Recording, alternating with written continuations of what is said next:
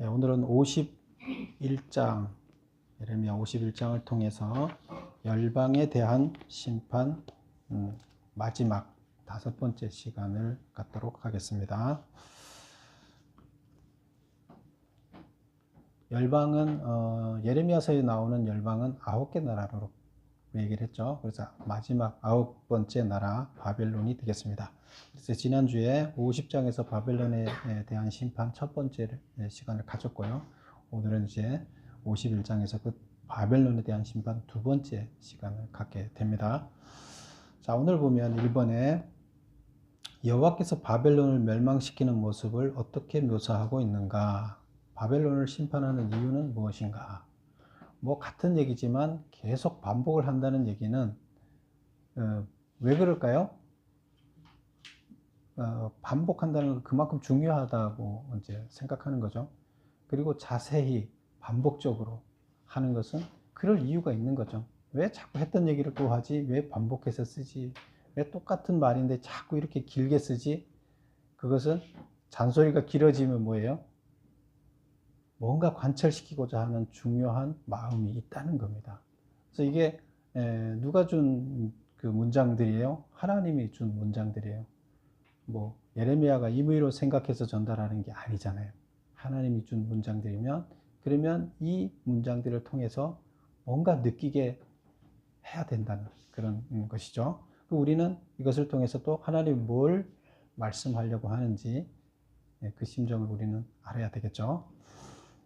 그래서 1절에 보면 이렇게 나와 있죠. 여호와께서 이와 같이 말씀하시되, 이제 하나님이 말씀을 주셨다는 거죠. 보라, 내가 멸망시키는 자의 심령을 부추겨 바벨론을 치고 멸망시키는 자의 심령을 부추겨서 바벨론을 친다. 바벨론을 치는데 멸망시키는 자라니까 누굴까요? 바벨론을 멸망시키는 자가 누구예요? 네, 페르시아, 바사, 메데 뭐 이렇게 여러 가지 명칭이 있죠. 이게 혼용돼서 쓰고 있어요. 페르시아, 메데, 바사 뭐 이렇게 쓰고 있는데요. 그런 용어가 나오면 같은 나라구나 이렇게 인식하면 되고요. 그래서 페르시아를 통해서 바벨론을 치고 또 나를 대적하는 자 중에 있는 자를 치되, 나를 대적하는 자 중에 있는 자, 하나님한테 대드는 자죠. 하나님한테 대드는 자가 누구예요? 지금 여기 바벨론이죠. 하나님의 뜻을 거역하고 하나님이 시키는 대로 몽둥이 역할을 하려 했더니 딴짓을 하고 있다는 거죠. 몽둥이 역할을 하면서 이권을 지가 다 챙기면서 딴짓을 하고 있다는 거죠. 그래서 하나님의 뜻대로 안 하니까 하나님께 대적하는 자예요. 그래서 나를 대적하는 자 중에 있는 자, 이 바벨론을 치겠다. 그래서 뭐 말은 이렇게 어렵게 썼는데 왜 이렇게 자꾸 문장을 바꾸냐 하면 전달하고자 하는 뜻이 있는 거예요. 대적하는 자가 바벨론이다. 그래서 내가 친다. 이제 이런 내용이 들어있는 거죠. 그 다음에 보면 내가 타국인을 바벨론에 보내어 키질하여 그의 땅을 비게 하리니, 키가 뭔지 아시죠? 그 쭉정이를 날려보내고 껍질을 날려보내고 알곡만 남게 하는 게 이제 키죠. 그런데 타국인들을, 그 외국 사람들을 바벨론에 이제 불러들여서 키질을 해서 그의 땅을, 그 바벨론의 땅을 비게 하겠다. 바벨론 사람들을 다 몰아내버리겠다. 왜? 그들은 껍질이기 때문에, 하나님의 뜻에 합당한 자들이 아닌 쭉정이기 때문에 다 몰아내버리겠다. 재난의 날에 그를 애워싸고 치리로다. 그래서 그 치는 것을 키질해서 다 쫓아버리는 것처럼 이렇게 표현을 하고 있다. 활을 당기는 자를 향하여 갑옷을 입고, 활을 당기는 자를 향하여 갑옷을 입고, 여기서 활을 당기는 자를 향하여 컴마, 갑옷을 입고 일어선 자를 향하여 이렇게 컴마, 이렇게 읽으면 돼요. 그래서 활을 당기는 자가 누구냐 하면 바벨론 군사들이에요. 활을 당기는 바벨론 군사들을 향해서, 또 갑옷을 입고 일어선 바벨론 군사들을 향해서 쏘는 자는, 그쪽을 향해서 쏘는 자가 누굴까요? 페르시아 군대죠. 쏘는 자는, 페르시아 군대는 그의 활을 당길 것이라. 활을 힘차게 당겨라. 그의 장정들을 불쌍히 여기지 말라. 바벨론 군사들을 불쌍히 여기지 말라. 그의 군대를 전멸시켜라. 무리가 갈대아 사람의 땅에서 죽임을 당하여 엎드려질 것이요 관통상을 당한 자가 거리에 있으리라. 그래서 이 페르시아 군대로 바벨론을 싹 쓸어버리겠다. 이제 이런 이야기를 하고 있습니다. 그래서 1번 보면 여호와께서 바벨론을 멸망시키는 모습을 어떻게 묘사하고 있는가?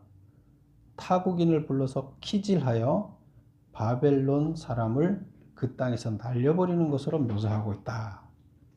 그 다음에 바벨론을 심판하는 이유는 그러면 뭐냐? 10절까지 나오는 이야기인데요. 이제 5절에서부터 10절까지 중에 이제 그런 얘기가 나오는데, 왜 그러면 바벨론 사람들을 다 멸망시키느냐? 5절에 보면 본문이 좀 이상하게 나왔는데 5절 한번 읽어볼까요? 이스라엘과 유다가 이스라엘의 거룩하신 이를 거역함으로 죄가가 땅에 가득하나 그의 하나님 만군의 여호와에게 버림받은 호라비는 아니니라. 뭔 말인지 아시겠어요? 여기 보면 이스라엘이 죄를 졌으나 그러나 하나님한테 버림받은 자는 아니다. 이 말은 들어가 있는데 바벨론이 죄를 졌다는 얘기는 없어요. 근데 이거는 본문하고 이게 전혀 해석을 잘못해 놓은 거예요. 그래서 본문을 읽으면 어떤 내용이 나오면 하나님이 이스라엘 백성이 죄를 졌기는 하지만 그들을 버리지는 않았다. 무슨 말인지 알겠죠? 이스라엘 백성들이 죄를 졌다. 그런데 하나님은 그를 버리지 않았다. 그런데 이스라엘 사람들을 향해서 바벨론 사람들이 죄를 많이 져서 그 땅이 죄가 가득하다 이렇게 표현하고 있어요. 근데 그 말이 뭐냐 하면 하나님이 버리지 않은 이스라엘 사람들을 아주 버린 자로 취급을 해서 그들을 사람 취급을 안 했다는 얘기예요. 근데 그렇게 표현했는데 여기 해석을 읽어보면 우리나라 번역은 전혀 그런 의미가 안 들어있어요. 그래서 이거는 잘못 번역된 이야기인데요. 그래서 제가 메모해 놓은 거 보면 2번 그들이 이스라엘의 거룩하신 하나님께 대항하여 온갖 죄악을 저지르고 자기들의 땅을 죄악으로 가득 채워 놓았기 때문이다. 그래서 이게 이제 하나님이 버리지 않은 이스라엘 백성들을 아주 버렸다는 거예요. 그들을 잘 훈육하라고 심판이라는 것은 훈육해서 용광로에서 정금을 만들어내기 위해서 심판을 하라고 그랬더니 몽둥이를 좀 이렇게 해서 정신교육 시키라고 그랬더니 하나님이 버린 자식들 내가 그냥 싹 짓밟아 버리겠다. 뺏을 거 다 뺏고 걔들 다 굶겨 죽이고 칼로 쳐 죽이고 그래 버리겠다. 이렇게 이제 한 거예요. 그래서 하나님 봤을 때는 이 나쁜 놈들인 거죠. 내 말을 전혀 반대로 잘 양육해서 그들을 정금으로 만들어라 그랬더니 아주 씨를 말려버리고 다 죽여버린다고 했다. 그리고 지네 이익만 다 챙기고 있다. 이거예요. 하나님 봤을 때 이 나쁜 놈이에요. 권력을 줬더니 그걸 자기를 위해서 쓰고 하나님 일을 하라고 줬더니 하나님 일은 전혀 안 하고 그러고 있다는 거예요. 그래서 이 땅에 죄악이 가득하다는 거예요. 바벨론 땅에. 그래서 그 죄악 가득한 것 때문에 하나님께서 그들을 심판한다. 이제 이런 얘기가 되겠습니다. 그래서 지금 이스라엘뿐만 아니라 그 주변에 있는 나라들을 다 정금 만들기 위해서 여기다 갖다 용광로에 넣어놨잖아요. 그랬더니 이놈들이 용광로에서 정금을 뽑아내는 게 아니라 거기서 다 지네가 필요한 거 다 뽑아먹고 얘들을 다 저기 재로 갖다 버린다는 거예요. 쓰레기로 갖다 버린다는 거예요. 말이 안 되는 거잖아요. 그게 바로 이들의 죄다. 이렇게 표현하고 있는데 근데 현대어 성경에는 이걸 바로 해석을 해놨어요. 현대어 성경은 그 번역본을 가지고 그 번역한 것이 아니라 그 원어를 가지고 번역을 했어요.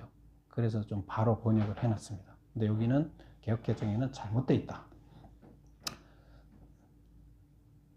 두 번째 문제 보겠습니다. 여호와께서 바벨론을 멸시하는 이유는 여호와의 성전을 파괴했기 때문이라고 했다. 무슨 뜻인가? 여호와께서 바벨론을 멸하는 이유는 여호와의 성전을 파괴했기 때문이라고 했다. 그러면 이스라엘에 있는 예루살렘 성전을 파괴한 이유 때문에, 그 건물을 파괴한 이유 때문에 바벨론을 멸망시킨다는 말이잖아요. 그냥 단순한 문자적으로 보면. 근데 그게 맞을까요? 건물 파괴시켰다고 이들을 하나님의 성전 건물을, 내 건물을 니네가 파괴해서 나쁜 놈이니까 가만 안 두겠다, 이제 이건가요? 그게 아니고 메모를 보세요. 성전 건물 파괴죄가 아니라 참 신인 하나님을 온전히 섬기지 못하도록 방해했다는 뜻이다. 성전을 파괴해서, 이거는 상징적인 의미인데 하나님을 온전하게 믿는 그 수단들을 다 없앴다는 거예요. 그래서 하나님을 온전하게 믿지 못하도록 만들었다는 거예요. 이 정금이 되려 그러면 하나님을 온전하게 믿게 만들어야 되는데, 하나님을 온전하게 믿는 이 도구들, 성전이 그 도구잖아요. 그걸 다 버려버리고 하나님을 온전히 믿지 못하도록 만들었다는 거예요. 이게 죄라는 거예요. 그래서 문자적으로는 성전을 파괴해서 벌을 받는다 얘기를 하지만, 하나님을 제대로 찾아내고 하나님을 찾아가고 하나님한테 예배하고 할 수 있는 그 길을 다 차단해 버렸다는 거예요. 그리고 어떤 길로 가게 만들었어요? 자기네들이 믿고 있는 자기네들 신을 찾아가요. 뭐 벨 이런 신을 믿게끔 만들었잖아요. 하나님은 그렇게 하라고 안 그런 거죠. 그래서 이게 죄다 이렇게 얘기를 하고 있습니다. 그 다음에 이번에 두 번째 보면 바벨론에서 탈출한 시온 공동체가 이스라엘을 얘기하는 거죠. 여호와를 찬양하는 내용은 무엇인가? 그래서 지금 이런 바벨론을 멸망시킬 때 여기서 나가라. 여기서 너희 멸망받지 말고 탈출해라. 이렇게 얘기를 했는데, 거기서 탈출해 나온 이스라엘 포로들이 지금 하나님을 찬양한다는 거예요. 어떻게 찬양하느냐? 뭐 길게 써져 있는데 요약하면, 만물을 지으신 하나님이 이스라엘을 택하여 영원한 주님의 백성으로 삼으셨음을 감사합니다. 그래서 자기들을 하나님의 종으로 삼아서 하나님 일을 할 수 있게끔 하고, 자기들의 영원한 신이 되고 자기들은 영원한 백성이 되게 이렇게 해주셔서 너무 감사합니다. 저 가짜 신들 같지 않고 참 신이 우리의 주인이어서 너무 감사합니다. 이제 이렇게 찬양하는 이야기가 나옵니다. 그게 이제 몇 절까지 나오면 19절까지 나오는 이야기고요. 3번 보겠습니다. 하나님은 바벨론을 심판의 도구로 활용했으나 이제 바벨론을 심판하시겠다고 했다. 그 죄목인 시온에게 악을 행한 대가란 무엇을 의미하는가? 그래서 하나님께서 바벨론을 심판의 도구로 사용했죠. 심판의 도구로 사용했는데, 그런데 이제 바벨론을 심판의 도구로 사용했으면 이제 사실은 내 일을 니네가 잘 했으니까 상을 줘야 되는데 심판을 다시 하겠다는 거예요. 왜? 앞에서 얘기를 했었죠. 하나님의 뜻하고 뜻에 맞지 않게끔 역할을 했기 때문에요. 그래서 그 죄목인 시온에게 악을 행한 대가, 그 죄목이 시온에게 악을 행했다. 그래서 여기서 표현을 그렇게 하고 있어요. 시온은 누구예요? 이스라엘 백성한테, 내 일을 지킨 내 종한테 악을 행했다. 그래서 이스라엘한테 악을 행했기 때문에 대가를 치러야 된다. 이제 이렇게 얘기를 한다는 거예요. 그러면 그 메모를 보겠습니다. 3번에 도구가 자신의 분수를 모르고 의로운 자를 악한 자와 똑같이 벌한 교만함 때문이다.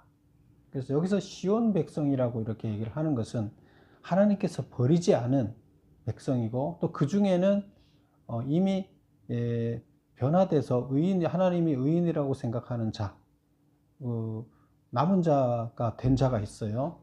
그렇게 변화된 자가 있는 거는 선인이잖아요. 의인이잖아요. 근데 그런 자들도 있는데 그런 거를 가리지 않고 그냥 다 하나님은 그 의인 한 사람을 세상과 맞바꾼다 그랬어요. 그렇게 중요하게 여기는데 이들은 그걸 중요하게 여기지 않았다는 거예요. 그래서 이것을 자기의 일을 하고 있는 종, 시온 사람들을 함부로 대한 거에 대해서, 의인을 함부로 대한 거, 하나님의 일을 감당하는 사람을 함부로 대한 거, 이런 걸 얘기를 합니다. 그런 거에 대가를 치르게 하겠다, 이렇게 표현을 하고 있다는 거예요. 그래서 이게 뭐 목회를 하는 사람들을 뭐 함부로 대해서 뭐 이런 뜻이 아니에요. 하나님의 일을 하는 종이라는 것은 하나님께서 이 땅의 역사를 이끌어 가고자 하는 방향이 있잖아요. 그리고 하나님 나라를 세워가는 그 방향이 있고, 그쪽으로 이끌어 가기 위해서 일꾼을 세우는데, 정말로 하나님의 일을 하는 그 사람들을 얘기하는 거예요. 성직자든 아니든 간에 하나님께서 원하는 방향으로 살아가면서 그 일을 감당해내는 사람, 그래서 하나님이 기뻐하는 사람, 그런 사람들이 이제 시온 사람이 되는데, 그들을 함부로 대했다는 거예요. 그래서 그런 데 대한 대가를 치르게 하겠다, 이 얘기가 되는 겁니다. 4번, 하나님은 바벨론을 어떻게 멸하신다고 했는가? 25절에서 32절까지 이제 길게 나오는데요. 하나님이 바벨론을 그럼 어떤 식으로 멸망을 시키겠다고 했느냐? 1. 메대와 그 연합군을 불러서 바벨론을 치도록 할 것이며, 온 세계를 멸망시킨 대가로 그들을 불태워 황무지가 되게 할 것이다. 하나님이 심판의 도구를 썼다는 것은 온 세계를 멸망시키라는 거였어요? 아니죠. 온 세계 사람들을 다 구원하라는 뜻이었어요. 그들을 혼을 내키면서 정신 차려서 정금이 되게 하라 그랬는데 반대로 했다는 거예요. 그래서 여기서 이 의미는 우리가 얼핏 보면 하나님 뭐 심판해서 그들을 막 무찌르고 막 어렵게 만들고 점령하라 그래 놓고는 왜 점령을 했더니 그를 이렇게 멸해? 안 되잖아. 뭐 이렇게 생각할 수 있는데요. 그게 그런 뜻이 아니라 하나님께서는 정금을 만들어라 그랬는데 이들은 그들을 죽이는 일을 했다. 그래서 여기서 그것을 이렇게 표현하고 있죠. 어떻게 해요? 온 세계를 멸망시킨 대가로 그들을 불태워 황무지가 되게 하겠다. 그래서 지금 심판을 당하고 있는 나라들이나 심판을 하고 있는 나라나 지금 똑같이 하나님의 뜻을 모르고 잘못 가고 있어서 앞에 나라들도 다 심판을 했고 심판의 도구로 쓰여있는 이들도 심판을 당하게 될 수밖에 없다, 이런 얘기를 하는 겁니다. 5번 보겠습니다. 하나님은 이스라엘의 송사를 듣고, 송사가 뭐예요? 소송이에요. 소송.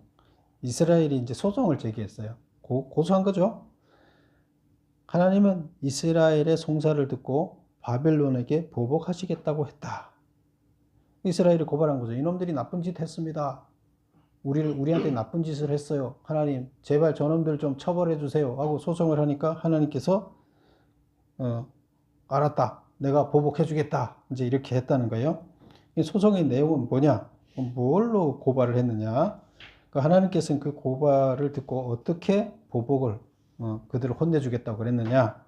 1번, 바벨론이 큰 뱀같이 나를 삼키어 그 배를 채우고 나를 쫓아내었으니 내가 받은 폭행과 학대를 바벨론에게 돌려주세요. 이렇게 이제 고발을 했다는 거예요. 바벨론이 큰 뱀이에요. 뱀이 뭐 쥐 같은 걸 먹을 때 통째로 삼켜버리죠. 통째로 삼켜버리는데 이놈들이 지금 이스라엘을 통째로 그냥 싹 삼켜버려서 자기 배를 채우고 좋은 거 쏙 빼먹고 우리는 갖다 버렸다는 거예요. 껍질을 버렸다는 거예요. 그래서 우리는 엄청 학대받고 고통받고 이랬는데 그런 바벨론 혼내주세요. 이제 이렇게 얘기를 하는 거죠. 2번, 하나님이 어떻게 혼내주겠다 했느냐? 사자 같은 바벨론을 취하게 하여, 술이 취하게 해서 영원히 잠들어 깨지 못하도록 하겠다. 그래서 이게 사자는 사자같이 으르렁대서 니네들을 지금 먹으려고 하는 순간에, 그럴 때 하나님께서 어떻게 하겠다? 그 사자한테 잔치집으로 초대해서 술을 잔뜩 먹여서 그 술을 먹으면 그 술이 일반 술이 아니라 깨어나지 못하는 술을 먹여서 그냥 영원히 잠들어 버리게 만들겠다, 이렇게 이제 표현을 하고 있어요. 뭐 그 술에 독이 탔다는 얘기가 되겠죠. 그래서 하나님께서 그 나쁜 놈들 그냥 두지 않고 그렇게 해서 영원히 잠들게 만들겠다. 이렇게 표현하고 있다. 6번 바벨론 멸망 시 이스라엘 백성들은 어떠한 자세를 가지라고 했는가? 41절부터 53절에 나오는 얘기인데, 그 바벨론이 멸망할 때 이스라엘은 그러면 어떻게 그거를 대처를 해야 되느냐? 1번 그 중에서 나와, 이게 그 중이라는 것은 바벨론에서 나와 각기 여호와의 진노를 피하라. 하나님께서 지금 바벨론 땅에 바벨론을 멸망시키기 위해서 진노를 내리잖아요. 뭐 폭우를 내리고 번개를 내리고 뭐라 그래, 이게 그 내성 병력이 치고 내려오는 벼락이죠. 벼락을 거기다 떨어뜨린다는 거예요. 그러면 거기서 그 벼락을 피해서 나오라는 거예요. 니네들은 벼락 맞을 이유가 없기 때문에 나오라는 거예요. 그 다음에 두 번째, 이게 무슨 말이에요? 거기서 피해서 나오라는 얘기는 그 나라에서부터 나와서 자기 나라로 돌아가라는 의미가 되는 거예요. 그러니까 두 번째, 너희 마음을 나약하게 말며 이 땅에서 들리는 소문으로 말미암아 두려워하지 말라. 뭐 지금 이 바벨론이 멸망한다, 하나님의 뜻이다, 아니다, 하나님하고 상관없다, 바벨론 신이 하는 것이다, 뭐 많은 이야기들이 있겠죠.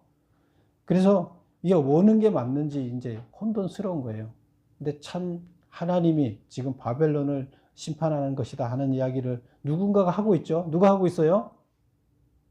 선지자를 통해서 메시지를 전하고 있어요. 하나님은 항상 알 수 있게끔 다 보여줘요. 우리한테 안 보여주고 무슨 뜻인지 모르게 하면서 혼내지 않아요. 다 알게 해주고, 그래도 말 안 듣는 사람들을 혼내는 거지. 근데 보여주는데 우리가 안 쳐다볼 뿐이죠.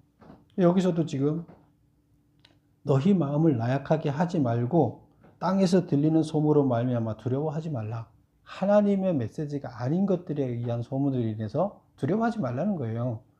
하나님이 전달하는 메시지만 듣고 그냥 믿고 가라. 꾸준하게 그냥 가라. 그 얘기가 되는 겁니다. 그래서 세상의 이야기, 다양한 이야기에 귀 기울이고 거기에 듣지 말고 하나님 소리만 듣고 그냥 내가 하라는 대로 가면 하나님께서 구원해 준다는 얘기가 되는 겁니다. 3번 칼을 피한 자들이여 멈추지 말고 걸어가라. 먼 곳에서 여호와를 생각하며 예루살렘을 너희 마음에 두라. 칼을 피한 자들이여, 이 칼을 피했다는 것은 지금 바벨론을 멸망시키는 칼을 얘기하는 거죠. 바벨론을 멸망시키는 칼이 지금 와서 바벨론 사람들을 다 죽이고 있는데, 그런데 하나님이 보호해줘서 우리가 아직 안 죽었어. 죽은 사람도 있겠죠. 이스라엘 백성이면서도 뭐 그 포로들을 전쟁에다가 막 끌고 나가니까 가서 죽었을 수도 있죠. 전쟁에 나가서. 근데 안 죽은 사람들은 어떻게 하라? 멈추지 말고 걸어가라. 어디로? 여기서 도망가라 그랬잖아요. 나가라 그랬잖아요. 떠나라 그랬잖아요. 빨리 자기 나라로 돌아가라는 얘기가 되는 거고요. 먼 곳에서 여호와를 생각하며 예루살렘을 너희 마음에 두라. 예루살렘은 하나님의 성전이 있는 것이고 하나님과의 계약, 하나님의 일꾼이 되는 일을 감당하기 위해서 네 나라로 돌아가서 이제 남은 자가 됐으니까 그 본래 사명을 감당하는 것만 마음에 두라는 거예요. 그래서 그거를 중심에 두고 그냥 먼 곳에서 예루살렘을 향해서 가라는 거예요. 결국 이 얘기는 하나님의 뜻에 따라서 하나님 뜻대로 삶을 그냥 꾸준히 하나님만 바라보고 가라 얘기가 되는 것이죠. 7번 바벨론 최후 멸망 모습을 소리로 의인화하여 표현하고 있다. 그래서 바벨론 멸망 모습을 계속 여러 가지 방법으로 묘사를 하고 있죠. 근데 멸망되는 모습을 소리로 또 이제 소리를 통해서 의인화하고 있는데 어떤 소리로 묘사하고 있는가? 1번 바벨론이 멸망당하면서 부르짖는 큰 파멸의 소리가 그들을 무너뜨리는 원수인 바사의 거대하고 요란하게 밀려온 큰 파도 소리에 의해서 잠잠해지는 모습으로 묘사하고 있다. 그래서 두 가지 소리가 있어요. 바벨론이 내는 소리가 있고 페르시아가 내는 소리가 있어요. 페르시아가 내는 소리는 이제 여기 바벨론을 싹 쓸어버리는 소리죠. 그 뭐가 쓸어버린다고 했다고요?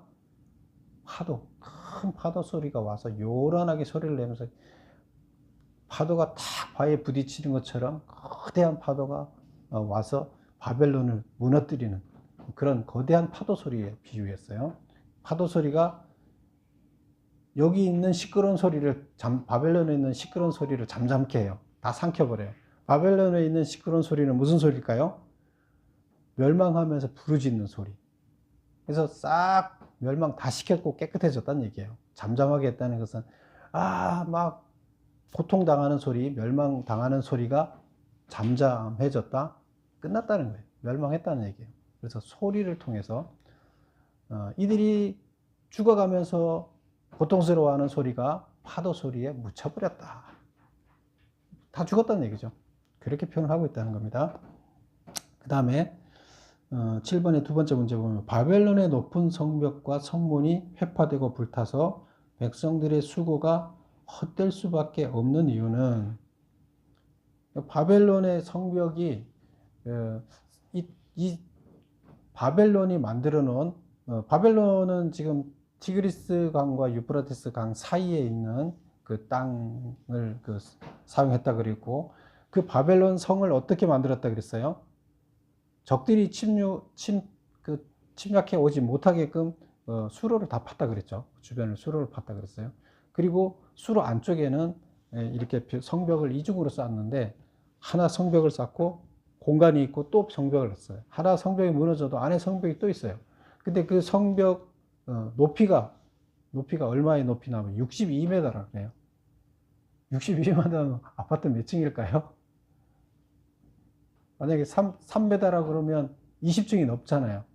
뭐 지금이야 뭐 40층 하지만 20층 아파트 쳐다보는 거기 어떻게 그거를 저기 와서 화살을 쏘거나 기어 올라가서 그걸 무너뜨릴 수 있겠어요?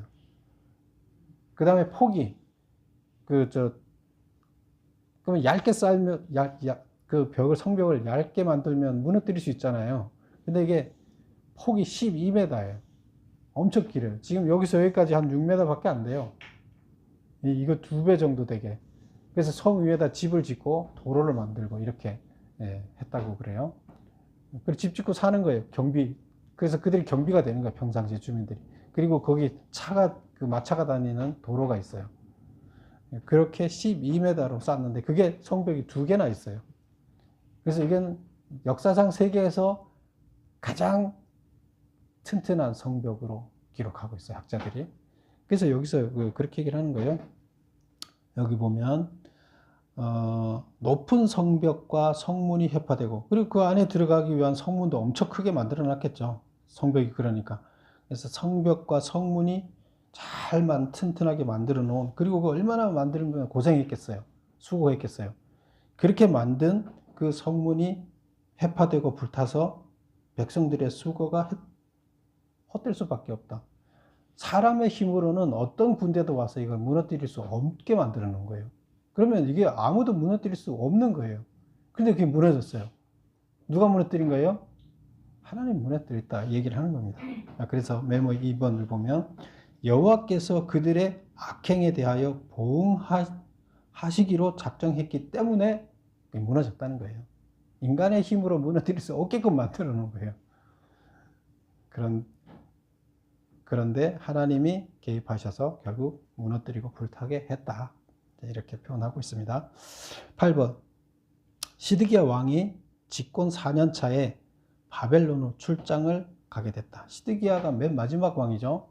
시드기야가 11년을 통치를 하고 망했으니까 시드기야 4년이니까 아직 좀 멸망하려면 꽤 시간이 남아있죠. 그런데 4년 차에 바벨론으로 출장을 갔다. 이게 그냥 갔겠어요? 놀러 갔겠어요? 바벨론에서 오라고 하니까 갔겠죠. 그런데 예레미야는 뭘 했느냐 하면 출장 갈 때 그 수행원 스라야에게 그 왕을 따라가는 그 수행의 제일 우두머리예요. 그 우두머리가 수라야인데 그 수라야에게 예레미야가 책을 줬어요. 하나님이 바벨론 멸망에 대하여 하신 모든 말씀을 기록한 책을 줬어요. 그리고 바벨론에 가서 이 책에 있는 내용을 선포하라고 지시를 했어요. 그런데 선포를 어떻게 하라고 했느냐? 1번, 모든 말씀을 읽고, 지금 그 책에 기록한, 그 바벨론 멸망에 대해서 기록한 내용들을 다 그것만 따로 떼서, 따로 기록해서 책으로 만들어서 주고, 그걸 가서 선포하라 그랬는데, 모든 말씀을 읽고, 그 책을 다 읽어줘라. 사람들 앞에서. 그리고 요약해서 말을 해야 된다. 그 내용이 무슨 내용인지 요약해 말을 해줘야 된다. 그 요약이 뭐냐면 하나님께서 이 땅을 멸하여 사람이나 짐승이 살지 못하는 표로 만들 것이다. 이게 핵심이라는 거예요. 그 말을 반드시 해줘라. 요약 얘기를 선포해라. 이 얘기의 결론은 이 내용이다. 이렇게 선포해 주라는 얘기예요. 그래서 너네 나라 망한다. 우리가 믿는 신 참 하나님께서 너희 나라를 멸망시키기로 했다. 그 얘기예요. 그리고 여기는 다 폐허가 될 거다. 그 다음에 두 번째, 또 책에 돌을 달아. 이제 그렇게 다 하고 난 다음에 그 책을 통해서 퍼포먼스를 하라는 거예요. 뭘 하느냐? 책에 돌을 달아서 유브라데 강 속에 던지며 바벨론이 이같이 몰락하여 다시 일어서지 못할 것이다. 우리 사람들 시체를 물에서 못 떠올리게 해서 그 완벽한 범죄를 하려고 사람들이 죽여서 돌 달아서 그 물에다가 던지는 경우가 종종 우리가 보죠. 근데 이제 똑같은 그런 형태로 말씀을 바벨론에 대해서 쓴 거니까 바벨론이라고 그 책이 바벨론이라고 보고 그 바벨론이 물속에 잠겨서 다시 나올 수가 없다는 얘기예요. 그래서 그 퍼포먼스를 해주라는 거예요. 그리고 무슨 얘기를 하느냐 하면, 강 속에 던지면서 바벨론이 이같이 몰락하여 다시 일어나지 못할 것이다 하는 말을 반드시 선포하라는 얘기예요. 그래서 다시 일어나지 못한다. 이 나라는 끝이다. 이렇게 선포해라. 이제 두 가지 내용을 선포하되 이렇게 퍼포먼스를 하고 멸망에 대한 하나님의 메시지를 온전히 전달해라. 이렇게 얘기를 했습니다. 자, 그리고 이제 마지막 절을 볼까요? 51장 마지막 절 가보세요. 63절에 보면 64절이 마지막이죠. 63절, 너는 이 책 읽기를 다한 후에 책에 돌을 매어 유브라데 강 속에 던지며 말하기를 바벨론이 나의 재난 때문에 이같이 몰락하여, 나의 재난은 누구예요? 하나님이 준 재난 때문에 이같이 몰락하여 다시 일어서지 못하리니 이들이 피폐하리라 하니라. 그리고 마지막 문장이 뭐예요? 예레미야의 말이 이에 끝나니라. 여기까지가 뭐예요? 예레미야가 지금까지 예레미야서 하나님께서 받은 메시지를 기록했던 내용이 여기서 끝났다는 거예요. 그리고 이제 52장은 그러면 뭐예요? 이제 그 멸망에 대한 실제 현재 상황을, 이거는 예언이 아니라 실제 멸망했던 모습을 기록하는 거예요. 52장은. 근데 그걸 다 본 거죠. 자기가 예언했던 내용이 이루어지는 실제 모습을 보고 예언이 아니라 그 모습을 기록한 거죠. 그래서 앞에는 예언을 이제 여기서 끝났어요. 51장에서. 우리는 이제 여기까지 보면서 우리는 이사야서 그리고 예레미야서를 봤는데요. 이사야서, 예레미야서 내용이 뭐야? 하나님이 잘못 가는 이스라엘 나라에 대해서 그 길을, 그것이 아니다, 잘못 가는, 이렇게 가야 된다 하고 이제 전달했는데, 이 두 권에 있는 핵심 내용이 뭐예요? 심판과 구원이에요. 그렇죠? 심판과 구원 이야기예요. 결국에 고난은, 하나님께서 주어지는 이 고난, 그 나라를 망하게 하는 것은 너희들을 심판해서, 징계해서 너희들을 구원시키겠다는 얘기예요. 그래서 이 고난의 의미를, 너희가 나라가 망하는 이 의미를 정확하게 이해하라는 거예요. 그래야 그들이 내가 앞으로 어떻게 해야 될지를 지금 이게 무슨 이 역사가 무슨 뜻이고 하나님이 이 역사를 어떻게 무슨 뜻으로 운행을 하고 있는 거고 그럼 나는 이 역사에 어떻게 반응해야 되는지가 답이 나오는 거죠. 그걸 이해 못하면 내가 이게 지금 뭐 죽으라는 거야? 신이 없는 거야? 뭐 이렇게 뭐 답이 없죠. 근데 그거를 하나님께서 메시지를 정확하게 전달해 주는 거예요. 이것은 너희들을 살리는 것이야. 절망하라는 거예요? 실망하라는 거예요? 포기하라는 거예요? 아니에요. 너희들은 희망을 갖고 다시 회복해야 돼. 하나님께 그 계획을 가지고 그 역사를 이끌어 가고 있는 거야. 근데 그걸 이해를 해야죠. 역사를 이해가 돼야죠. 하나님이 이끄는 그 역사가 이해가 돼야 돼요. 그 이해가 안 되면 방향을 잃는 거죠. 그런데 이거를 그대로 받아들인 사람이 있었나요? 정말로 멸망할 때까지 그걸 안 받아들였어요.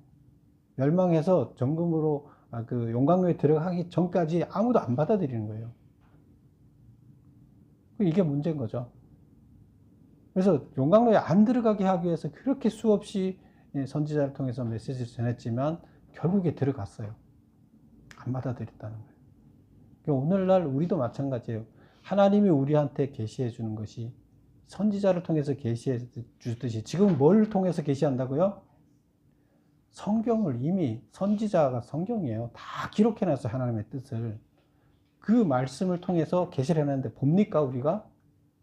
내 인생의 지금 역사를 해석하기 위해서 내 인생의 방향을 결정하기 위해서 내 성경에서 이런 상황에서 어떻게 하나님께서 말씀하시니 그렇다 그러면 내 지금 현재 상황이 성경에 실제 있었던 역사 가운데 있었던 사건을 비교해 볼 때 내가 지금 어떤 상황에 처했는지를 해석할 수가 있어야 되는 거죠. 근데 그걸 못하면 성경이 의미가 없는 거죠. 근데 그렇게 하려고 그러면 성경을 알고 있는 전문가한테 제대로 알고 있는 전문가한테 배워야 돼요. 안 배우고는 이거를 이해할 수가 없어요. 이 성경이라는 것 자체가 그 시대적인 배경이나 이런 걸 다 혼자서 그걸 연구해갖고 찾아내서 할 수가 없어요.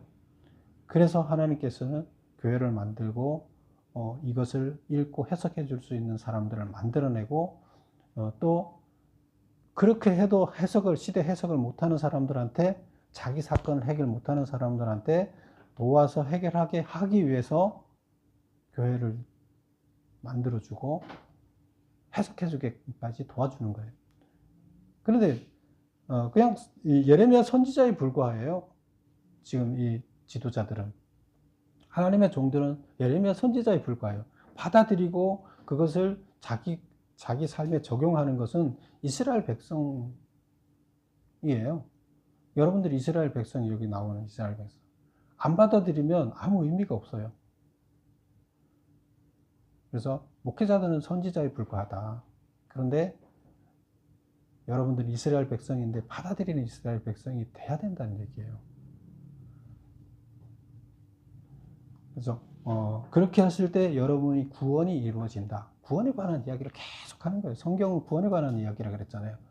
그래서 잘 못 이해하는 구원에 관한 이야기를 여러분들이 지루할 것 같지만 이 이야기를 지금 우리가 계속 해오는 가운데 여러분 머릿속에는 심판이 뭐구나, 구원이 뭐구나, 이 지금 나라가 망한 게 무슨 의미구나 하는 것이 새겨졌듯이 여러분한테는 구원관, 심판관이 여러분이 모르게 생긴 거예요.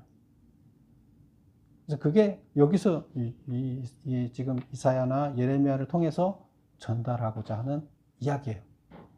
그래서 그런 사고, 의식이 여러분 마음속에 이렇게 머릿속에 새겨졌다 그러면 여러분 이 성경 공부를 잘 한 겁니다. 그래서 여러분들은 역사를 잘 해석하고 하나님께서 이끄시는 역사에서 내가 지금 뭘 잘못됐는지 어디로 가야 되는지를 계속 체크해야 돼요. 그리고 나를 거기에 맞춰서 나를 변화시켜야 됩니다. 그런 여러분이 되시기를 축원합니다. 기도하겠습니다.